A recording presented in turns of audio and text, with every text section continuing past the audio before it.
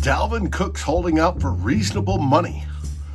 What exactly is reasonable money?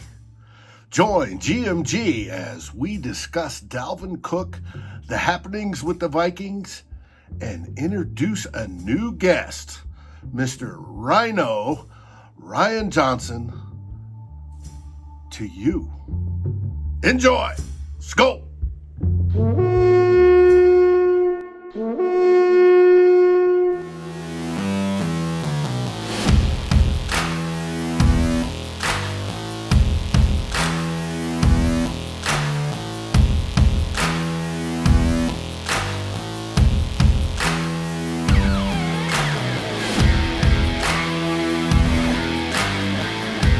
Good morning, Gjallarhorn! Hey everybody, it's Dave, and we are back. And this is a special episode because we have a guest, a friend from our group, Mr. Ryno Johnson! What up, boys? Ryan, you are from Fargo, North Dakota, eh? And we don't say that up here, though. well, I know. I lived in Grand Forks for I know you did. But you are also an avid fan of that putrid-colored team down in Fargo, North Dakota State. Now, let's not go with the putrid color here. They had that color long before that team from Wisconsin, so those guys over there stole it from us. So don't associate any way, shape, or form with that kind of stuff. You can't really talk shit about a football team that's lost 4 games in 20 years or whatever they've done. We've won 8 championships and lost 8 games in the last 10 years. So they've been outstanding. And what I missed from being stationed in North Dakota for 14 years is the game between the two teams, what they used to play, and they played for the Nickel Trophy. Yeah, which is not, or that rivalry is now coming back because UND moved into the Missouri Valley starting this year. So Now we have that game once a year, every year from here on out again. Now, who has the better hockey team, UND or State? UND by far. NDSU doesn't even have a hockey team. Oh, they don't? They've got a club team, and that's it. So. Maybe. But as the T-shirt goes that you can buy around here, it says NDSU hockey undefeated since 1896. Anyways, this is a Vikings show, so we're going to talk a little bit about Dalvin Cook. But first, Drew, how you doing? I'm doing meow meow. You know me, just trying to get through. You know what? I remember when my mom used that expression, I'm going to slap you into next year. Remember that shit? Yep. Right now, sign me up. I wish you would do it. Just go ahead. Slap me into next year because this thing's a shithole. 2020's been crazy. Doing okay, just trying to get by and get things together here and wanting to talk some football and just good to be here with you guys. I'm doing fine. Speaking of 2020 being crazy, as many of our regular viewers will notice, we're missing the one and only Mr. Ted Glover. Well, Ted has hung up his keyboard and he's no longer writing. He's had enough after about 15 plus years of blogging. And he's the one I blame for getting me into this business. Ted did an outstanding job. Ted has not abandoned Good Morning Gjallarhorn, however. He is, though, concentrating on his fishing and his grandsons, which I have no problem with. And that's one of the reasons that we've invited Ryno onto this show tonight to talk about Dalvin Cook.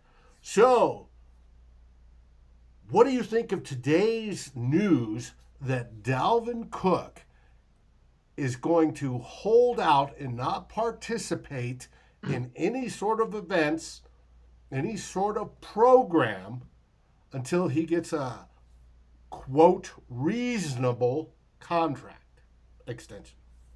Well, I mean, realistically, it's a lot of lip service because if you look at the new wording in the CBA that just got passed here, it states that if you do not participate in training camp activities and things like that, you do not accrue your year of service, which would make Cook a restricted free agent at the end of this year and not an unrestricted free agent, which, that is huge when it comes to contracts because we can, come with a more team-friendly contract and put in the different things where, somebody else resigns, you have them tendered with one or two first-round picks or whatever the highest tender is. So, I mean, realistically, Cook will be there at training camp, whether he's got a contract or not, I think. But, the biggest issue is what you said, Dave, was reasonable.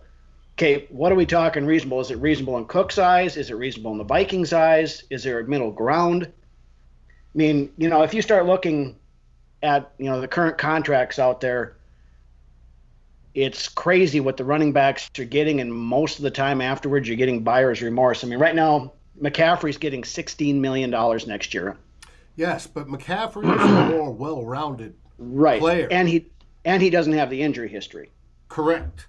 McCaffrey will do over 1,000 yards rushing, and he does 1,000 yards receiving. He's heavy into their playbook, or as part of as a receiver, as much as a receiver as he is a running back. Dalvin Cook, even though he can catch the football and does well in space, God love him on screens and such, he's not that involved. He's not considered a receiver, even in the Kubiak offense. He doesn't get the 60 to 75 targets a year, is what I'm saying.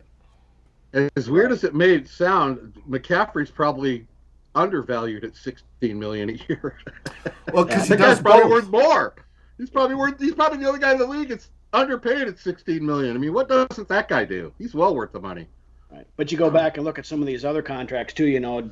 Todd Gurley, Le'Veon Bell. Oh, the shell of David Johnson that Arizona fleeced Bill O'Brien out of to get. What's the minimum they can pay Cook though? What, I know he's not getting shit right now. He's still on the rookie deal, but on his rookie deal, he's due a little over $2 million this year on the fourth year. Has he just said reasonable, or has he actually laid out a number that says I need to be here before I'm going to play? I saw something that said he's a starting point is McCaffrey money, which according to Courtney Cronin is Vikings. They're asking over McCaffrey money. You cannot pay a running back $16 million and then turn around and be paying Cousins 30 to 35 or Cousins numbers for the next on his 3-year contract, 21 million this year because they restructured it so that we could get everybody else under it. Next year, 31 million. 2022, $45 million. And if he's on the roster next year, it guarantees both those 2 years. Yes. And now with the word coming out, they're talking about with all the COVID and the no fan stuff that the salary cap could drop by $40 million. Or worse. Worse. They're saying at least $40 million. Right. Now, whether that, I don't know how they can do that, just for 2021. I mean, I can see them spreading it out a little bit over a couple of years kind of a thing. But, I mean, if you drop the salary cap $40 million next year, we're in trouble. Yeah, and Over the Cap's already done some numbers, Daily Norseman did the numbers looking at Over the Cap. Every team in the NFC North would be over the cap, along with, I think it's 80% of the league would be over the cap going into next year. And with that, you've got to renegotiate some contracts or veterans are going to be released no matter what. Wait, if the reports came through, and the ones I saw in the bottom ticker said holding out unless he gets a reasonable contract. Now, if he's asking for McCaffrey money, that's not reasonable. That's top dollar. So that's what I'm asking. What is that doesn't jive, those two statements. Well, you got to think, is it reasonable for Dalvin Cook or is it reasonable for the NFL? And he's quoting, he says reasonable, and we think that's for Dalvin Cook because his agent's saying more than McCaffrey. That's not reasonable for the NFL. No, it's absolutely not. But I mean, you look at some of these numbers. Gurley was getting $15 million before, and the Rams got buyer's remorse and cut him. David Johnson, $13 million. Le'Veon Bell, $13.1 million. Zeke down in Dallas, he's getting $15. So if you're looking at reasonable by an NFL standards, you're looking at $13 to $15 million for him. And I just don't see how we can pay that. But that's crazy. If you look at Austin Eckler for the Chargers, he has better grades and is a better all-around running back, PFF-wise. And I'm using PFF, and I know how Drew feels about PFF. Oh, we just come on, guys. We just started the show. But he just signed his extension for little over $6.125 million a year. Yeah, but nobody's going to confuse Austin Eckler with Dalvin Cook. They're just not. I mean, except for Eckler plays. He doesn't get hurt. True, but whether whatever PFF has, or as I like to call them, PFF'd up half the time. But you look back it's April. It's the eye test. You look at that draft. When it came to pick 22, not one running back was taken off the board, which means you get the pick of the litter. Anybody you want, any running back you want at 22. I'm not saying that's where we should have gone, but we discussed it. And the fact that we hadn't heard any grumblings about anything about Cook, and the fact that they didn't draft a running back, and they didn't take one at 22, they didn't even take one in their whole draft, makes you feel like they had a conversation with Cook, and Cook says, yeah, I'll be here. Don't worry about it. Because now, looking back, having the pick of the litter at running back position would probably be something you'd rethink if you wanted to run into this brick wall. Yeah, I mean, we've talked about that in the past, Dave. Our theory has always been use a running back when his rookie deal's up. Get the new rookie, his deal's up, get a new guy. Don't even think about the second contract. Right. And that certainly would have been good. I wouldn't mind having Jonathan Taylor suiting up this year for the Vikings. Right, and Madison doing his thing. Yeah, right now, I mean, we got, say Cook holds out, which he's not going to because, I mean, he'll say it now and he won't do the OTAs and everything else. But when you get to the training camp, he's going to be there. Otherwise, he's not going to get his year. But I don't know. It's frustrating for Vikings. Yes, it is. You're going to run the play action. You're going to scare defenses with Amir Abdullah compared to Cook. Come on. No. No, absolutely not. I mean, that's part of why the play action works so good, even though some people think it's not correlated. It works good because Cook. It works good right now because Cook is scary as shit. That's why. And with Cousins, you got to have a premier back there. But you put Mike Boone back there, nothing against these guys, even Madison, it's not going to scare defenses the way that Dalvin Cook scares defenses. Yeah. And that's somewhere that's got to work out. And plus, look at our quarterback, guys. I mean, if we had Russell Wilson, I wouldn't be really worried about who plays running back. You can put anybody back there you want. Go get anybody. I mean, that brings on the next thing here now. I mean, bring in the next thing, Ryan. Let's hear it. Whole different can of worms, but okay, we're talking, and we've had this discussion pre-draft and everything else about, where do we go next year if the wheels fall off this year? Is Spielman gone? Is Zimmer gone? Do we blow the whole thing up? And if that's the case, we could be bringing in somebody who's going to look and say, I don't want Cousins on this team. Cousins doesn't fit what I want to do. I want a mobile quarterback. I want to be able to do this, So that has to be done before the start of the league year because, like you said earlier, Dave, if Cousins is on the roster once the league year starts, then his 2022 contract is also guaranteed, which there again ties our hands. And I mean, that's where you start looking at, the guys that are coming out this year, your Trevor Lawrence, which you're going to have to, we're going to have a complete and total meltdown this year to be able to get him unless we mortgage the farm to move up to get him. You've got, Justin Fields out of Ohio State. You've got Kellen Mond, or you've got my boy out of NDSU, potentially Trey Lance. Right. Who between passing and running did 42 touchdowns last year and 0 interceptions in 16 games and went undefeated. I watched a little footage on that guy the other day. He's pretty good. Yeah, he isn't bad. Without Cook, I mean, I don't want to bring it back from 2021. We all kind of know. I mean, maybe the Vikings are even looking towards 2021 more than this year. Taking Cook out of the game equation for the Vikings, I want your guys' opinion on how much of a drop-off that is for the overall offensive scheme. Can they get it done with the committee, or is Cook, I mean, play it all into it. Cousins is the quarterback, his style, offensive line, their style. Take Cook out of it and tell me if there's any drop-off in it. I want your guys' opinion. I mean, I think it's going to depend a lot on how the offensive line performs. I mean, if we get pass protection and stuff, we know that if things don't break down, Cousins is a good quarterback. If he can stand back in the pocket and things go according to plan, I mean, the guy is money. He's got, he's Got accurate. He can throw the deep ball. He can do all this other stuff. It's when stuff starts breaking down that he falls apart.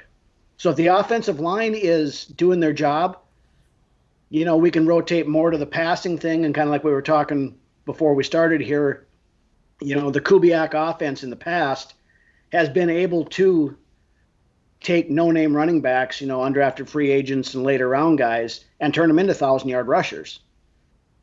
So it's all going to boil down to how the offensive line performs, I think, with or without Cook. I mean, if we've got Cook and the offensive line is rolling, this could be a very dangerous offense.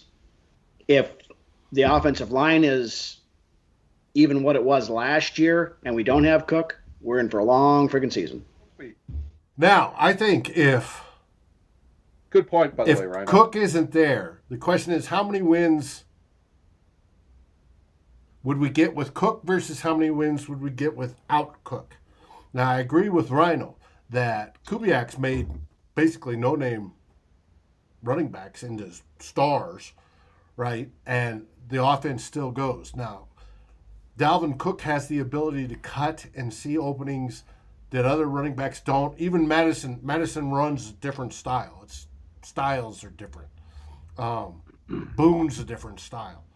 Now, could we get that same production or enough that we're producing drives that last? We expect things from Kirk Cousins to step up. We expect Adam Thielen to catch more balls. We expect Irv Smith Jr., I expect to catch a heck of a lot more balls. We'll get more Rudolph in the red zone. And, of course, Justin Jefferson should be able to try to be an impactful rookie wide receiver. There's usually about one a year, right? Maybe two that do better than normal, right? And most normal for rookie wide receivers is 500 yards. I suspect that he will. Now, the difference, you take all that receiving stuff, and then you throw in that occasional run, how much difference is it going to make? I don't think it's going to make a whole lot of difference, but it might cost us one or two games. And that one or two games may be the difference between winning the division and hosting playoffs versus getting in as a wild card. And I fully expect that we're going to win the division this year. I don't see the improvement on the other three teams that's going to state otherwise. Now, but everything can go to crap by week 5, and everybody can be fired. As we know, you talked about which those teams we can't beat. Yes, the teams we can't beat that Drew's referring to is Green Bay and Chicago. I'm calling for the sweep of both those teams in 2020. I said that, I think, on the last show, and I say it again. Anyways, but right now we talk about extensions. Dalvin Cook is asking for this reasonable money, more than McCaffrey, which I think is a joke. And he may settle for $13 million, which I still think is too much. I think $8 million is about right when we look at different contracts. Austin How many years, though? How many years does Cook going to want? I'll give him 4. That would be reasonable. It still keeps him under 30. He's not going to play for that. I don't think he's going to make 4 more. No. But he's not going to play. He's not going to play for that money for 4 years. No. He's going to look at $8 million. He's going to laugh and turn around and walk out the door at 4 years. Well, I have confidence in what you guys just have said on the show. And by the way, very good knowledge. It's good to be back talking football knowledge. Between Ryno talking about the scheme Kubiak runs and making chicken salad out of chicken shit, which he's done in the past with Orlandis, Gary, and all these guys. I don't even know who he had in the past. He did it with the guy from Houston, Foster. Arian Foster, yeah. Arian Foster. He turned Terrell Davis from an undrafted free agent into a Hall of Famer. Yes. There you go. That's a great example, and that explains the piece really well. Between that and what Dave just said, running back by committee, and we could do it. I think the one thing you are losing is the home run. The home run play. Maybe. Yeah. And that's a big deal. You got AP and Robert Smith and even Michael Bennett Chester Taylor. When you got a guy behind the quarterback that can score when he touches it, on the home run, when you take the home run element out, I mean, I don't follow baseball, but every once in a while you got to have a guy in your lineup that can clout the ball out of the park. If you have nothing but small ball, you're in. And I think if you take Dalvin Cook, as much as I respect the rest of the running back core on the Minnesota Vikings, they aren't home run hitters. And how many times have you seen Dalvin tearing off those 70-yard runs, man? You're not getting that anymore. Right, and it is such a big momentum changer. Absolutely. And if you take, I think they can get it done in a process of keeping drives alive and the so-called just running game, but the home run element is gone. As far as that's my vote would be. You go more ground and pound rather than being able to hit, like you said, hit the big play and flip the field on the ground, going from your own 20 to the opponent's 30 or whatever on any one specific play. I mean, I don't see Madison tearing off 60-yard runs. And I'm not saying that's just not his thing. He's more of a ground and pound, 12, 15 yards, A 12, 15 yard for Madison's a good run. You're hoping for 4, 5, 6 on a consistent basis. Yeah, but that home run we've been used to as Vikings fans, especially having Adrian Peterson. It could change on any play he could score. Right. And Cook has that. He has that gear, and he had that at Florida State. I watched him a lot at Florida State. Not only was he usually the best player on the field, every game he would get 50 and 60-yard chunk plays every time. That's what he does. That's what he's made of. And if you take that away, I think that's a big part of our offense. Okay. I want to bring into this conversation, we're talking about Cook's extension, right? And he wants all this money. There's still other extensions on the table. We have Anthony Harris that is signed his tender and is playing under the tender, 11 point something million this year. He would like a long-term extension, and I think that would be valuable. There's also the extension, as Ryno alluded to, what happens if things go south? Our head coach is no longer on contract beyond this year. Our GM is no longer under contract beyond this year. So there's extensions that are expected to be paid. We have 2020, which is absolutely crazy. And we don't know how things are going to go in the fall.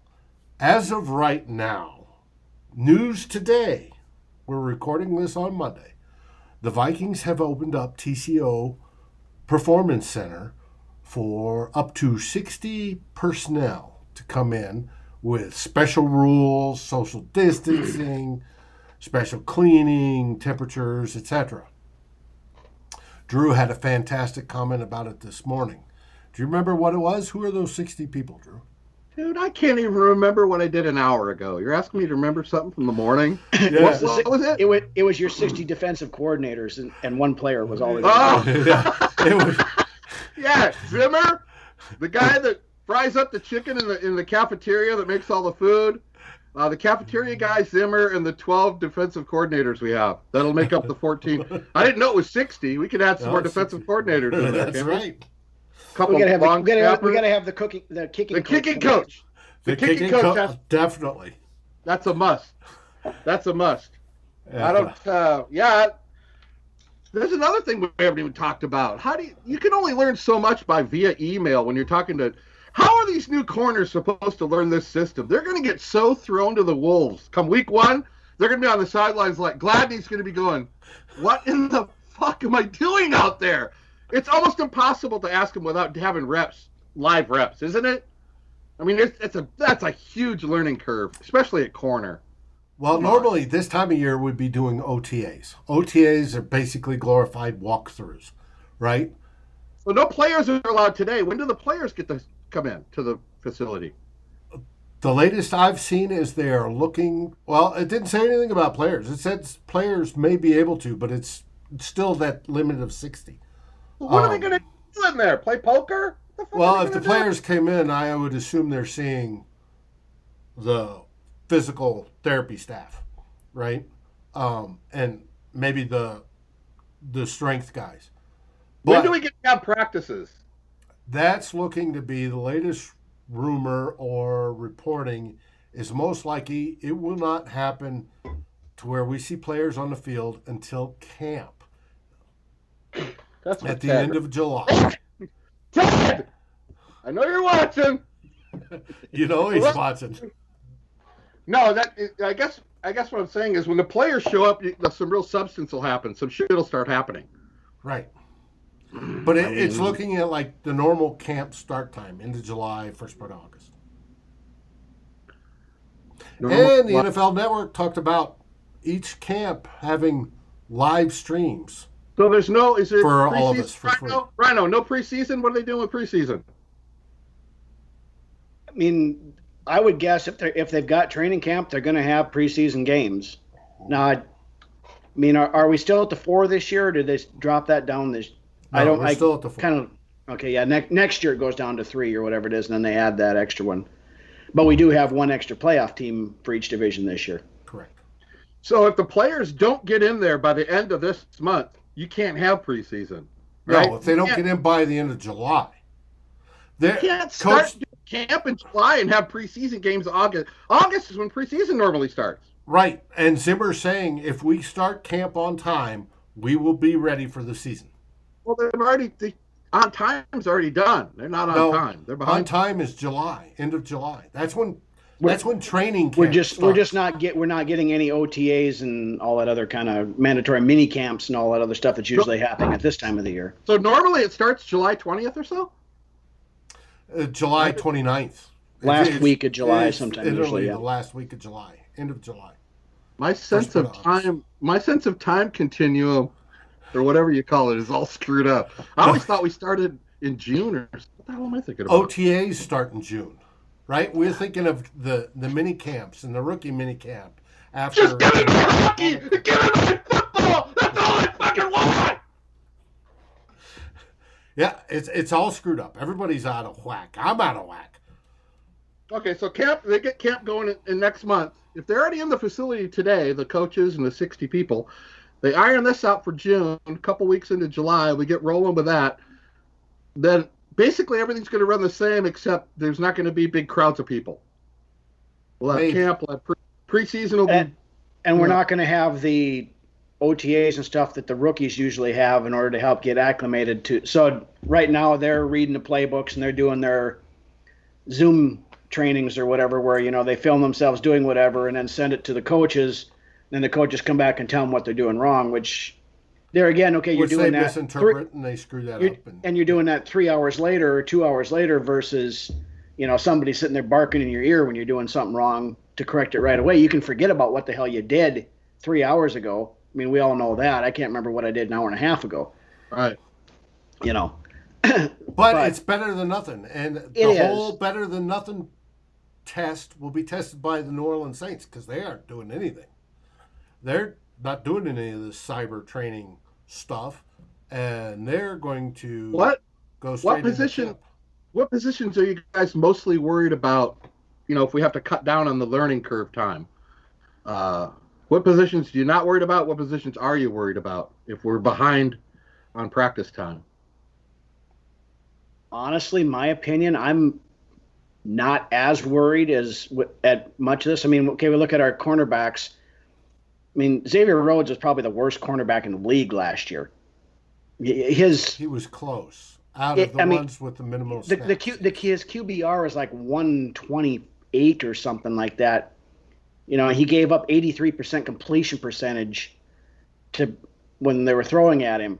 I mean, you could put one of the three of us out there and we aren't going to do a hell of a lot worse than Rhodes did last year. Right. So, I mean, the biggest thing is Hughes going to be healthy with his neck injury?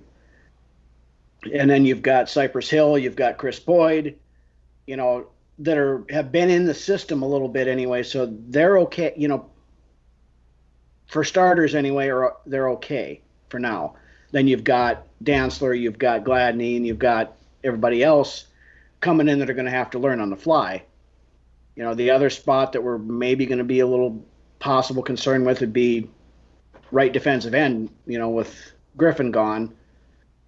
Is Odenigbo going to be the guy, or is Wanham or, whoever going to be the guy that steps in to play there?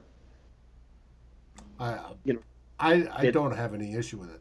And I think the harder to learn spots like cornerback or even tackle for that matter, they're going to dumb down the playbook. They're not going to be as intricate as they normally are. With a team that's been together for 5 years and they're not going to be that.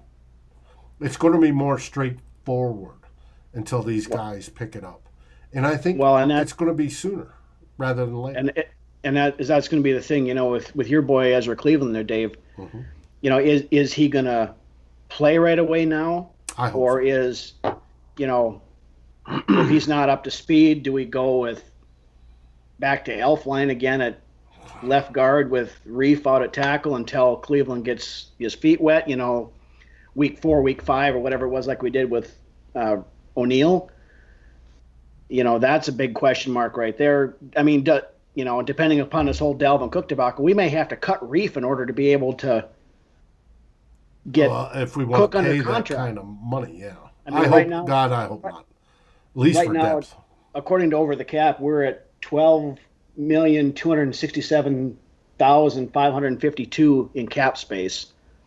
So I mean, if Cook is looking for 13 plus a year, we can't do anything until we either, get Harris to a long-term contract and get him down from that 11 point whatever to 11.5 whatever he's at underneath the franchise tag, or whether we either restructure Reef or cut him altogether, or what happens there. There's still a lot of question marks really that need to be answered before we get to training camp. I would probably have to say that the secondary, when I speak of the secondary, I'm probably more talking about the corner. Let's not forget, the way the NFL is today, 70% of the time or so, you need 3 corners out there. It's not like it used to be. It's not anywhere near what it used to be. 2 corners, cover the game, the side of the field, cover 2 corners and whatever. 3 linebackers. Now it's like almost every snap is nickel. So when you're talking corner, we might as well stop talking about who's going to be the 2 starting corners. We might as well start saying who's going to be the 3 starting corners. I wasn't so worried about losing Rhodes and Waynes. The guy I didn't want to lose was Mackenzie Alexander. I think losing all 3, losing him as opposed to the other 2 guys, it's the guy I really wanted to keep, which means we have to get 3 corners ready to start. Whether the combination Ryno just said with the guys he just said. Secondaries are weird, very weird. I mean, even though we're really strong at safety with Harris and Smith, who got to be right up there with the top safety tandems in the league, got to be the best safety tandem. The secondary, if you look at just that back half of the field when you're looking at tape, good secondaries work really well together when they know each other's tendencies. And it's got to be, a lot of times Smith is all over the place. When Smith went to the line in the box, the corners knew exactly what to do. And everybody's working off what everybody else is doing. Little addendums are being made. And this guy's covered this guy's ground. There's a lot going on. They all kind of work together in the secondary to make one big mold of what's going to work really well. I don't see how you can teach that through a computer, sending somebody some playbook. Somebody on a virtual level, there's no way you can, especially with rookies in there. Well, you get one guy out of place in that secondary, Dave. You know what happens. You got kids down the middle for a fucking touchdown. For a touchdown, I'll trust me. Everybody has to cover. Everybody has to know what's going on. So they may have to dumb it down and tell Harrison Smith, we can't have you freelancing so much because this guy over here has no fucking clue what you're doing. That's what I'm worried about. I'm worried about costly mistakes that can end up being a couple touchdowns, which ends up costing you the game. Well, now you got to remember the whole league's going through this. Now, where we have the advantage is that our offense is basically together, other than Diggs. We're swapping Diggs for Jefferson. We don't expect a Diggs performance, but we're hoping for it, and we expect increases in like Irv Smith Jr. and stuff. But basically, the entire offense has been together. They know what they're doing. It's the defense where we have the question marks. The defense, I think, will be dumped out a little bit. I think they will go in with a new, fresh attitude, which I think is needed. And they will do okay. Wait. This is also the same defense since Zimmer's been here that has had to carry us in games. Well, I agree. And it hasn't been below like a top 5 defense since 2015. The defense is responsible for winning the majority of these games the last 6 years. But last year, the offense has to pick it up and the defense tails off. That's a huge change from what we've been used to. Part of the problem with that, though, is that's Zimmer's philosophy: is just have the offense do enough so the defense can win these games, and he needs to get that out of his mind. That worked great in the '90s. It doesn't work great anymore. Well, and I think you need to let it's okay for the offense to score 35, 40 points once in a while. Yes, and I think he's moving towards that. And then, if the offense takes that step in producing more points, then the defense, we're not so wound up tight that the defense has to hold them to the Mendoza line of 17 points to win. We can let those rookies take their occasional beating, because they will. They will get beat on one play, and Kittle will streak down the sidelines, and I will slur all night long screaming about it, right? We'll be on the thread. Ryno will be on the thread going, yeah, it'd be nice if somebody covered that son of a bitch. But that's going to happen. Shotgun in this lima bean pale ale. Yeah, passed out in the corner. Dude, it's so hard with rookie corners. It's hard when you have a full camp when you're a rookie to come in and shred. It's hard. Well, I agree. But last year, it's going to happen. We should get ready because Dave's right. It is going to happen. It is going to happen. But last year, when our corners were playing so poorly, we still were a top 5 defense. And that top 5 defense, the reason points-wise, right, points allowed, was because we had Harrison Smith and Anthony Harris back there to cover the mistakes of the guys on the outside. We still have those guys there. That's what gives me comfort. And I think that's where we can step that up. Anthony Harris deciding to stay here and not losing him in free agency, is that big right now or what? Oh, that's the biggest move of the whole offseason as far as I'm concerned, is bringing him back. Uh-huh. He led the league. He tied for the league lead interceptions last year. I mean, we all know, technically if you include the playoffs. We all know our cornerbacks. We get one interception out of them every 6 years. Why can't we pick the ball up? What the hell is going on with that? That really bothers me. Out of all those bat downs, but hey, I'm cool. Bat down the ball. Seems like Eric Kendricks has more interceptions the last 5 years than all of our corners combined. Seems like that guy. A great linebacker. Holy shit. Well, but no. And I think we improved our linebacker core too. Yeah, and another thing we got to think of too now. I really like what I'm seeing out of this Lynch kid that we got drafted for defensive tackle. That's one thing we have missed ever since Kevin Williams left, is having a 3-tech who can rush the passer. And watching this kid's tape, and John Randall worked with him, at the Combine and the Senior Bowl and all this other stuff. And Randall, he said, this is one of my boys. This is, and he's got, the kid's got a motor. The kid, we tried it with Sheldon Richardson. That didn't work. Shamar Steffen's a run defender. He can't rush the passer. If we got somebody in there who can rush the passer from the 3-tech, and assuming Odenabo or whoever can put up similar numbers to what Griffin did last year. And Odenabo was 1 sack behind Griffin in a backup role. Yeah, but it's the pressures that mean the most.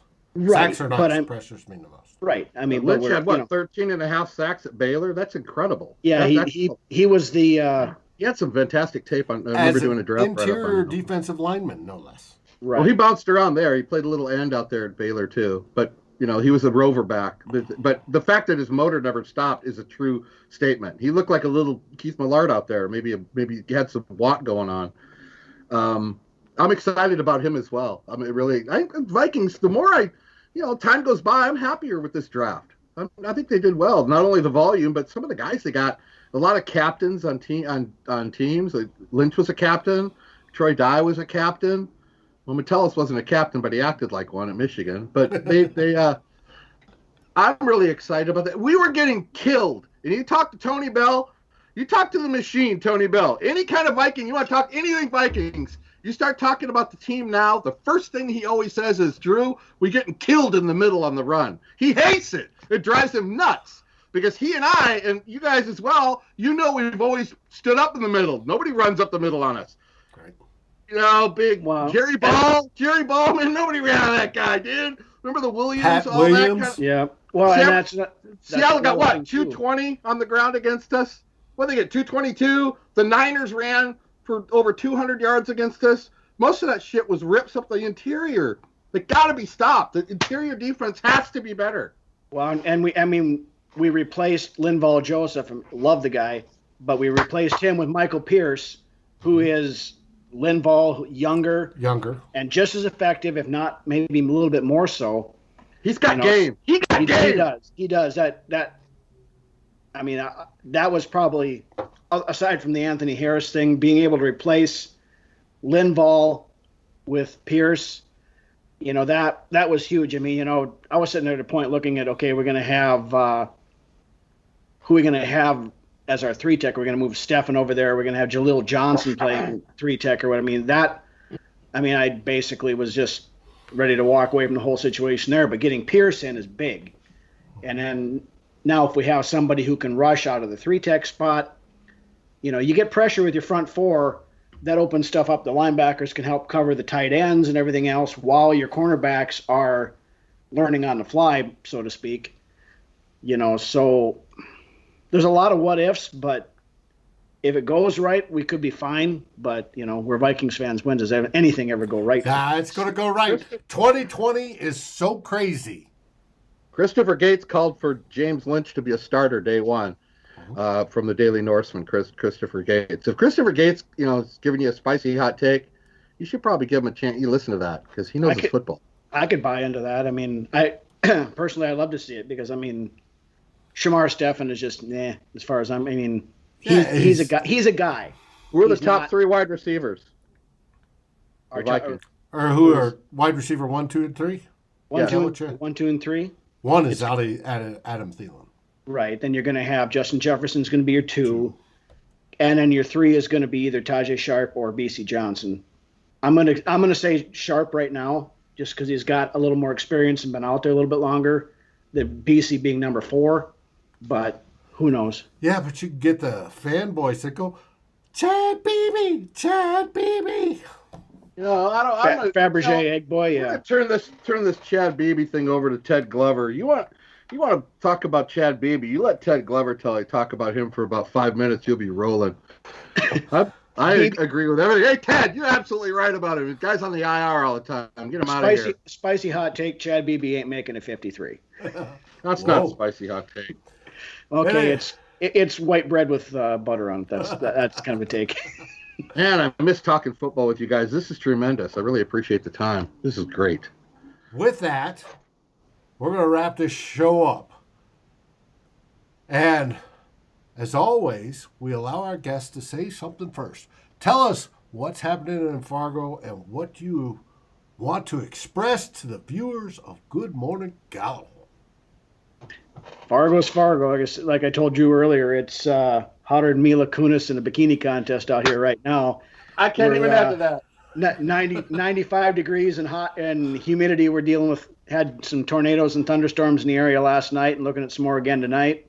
95. But other than that, Fargo's Fargo. I can't wait to get back to some real sports here again.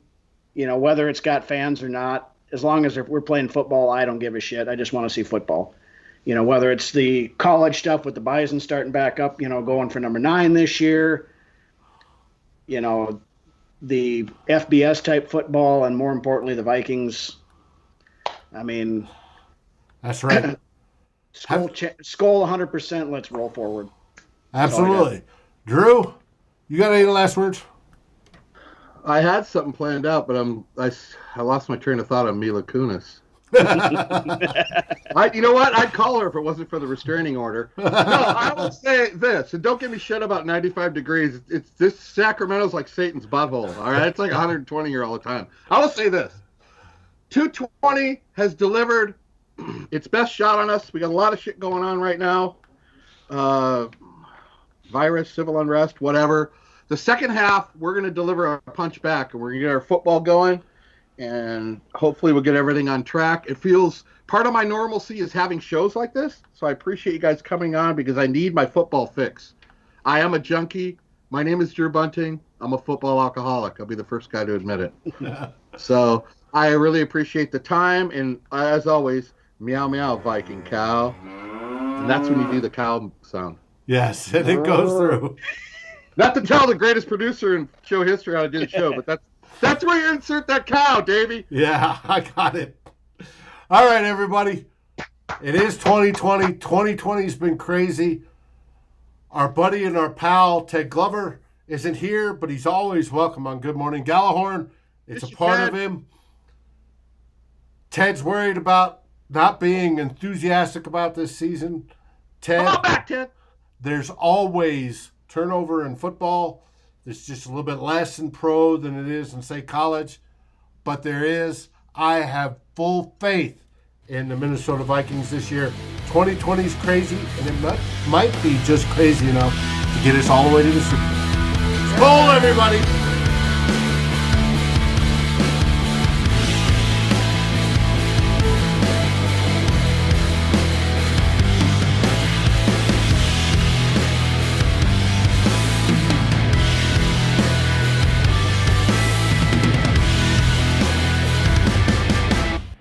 Ted!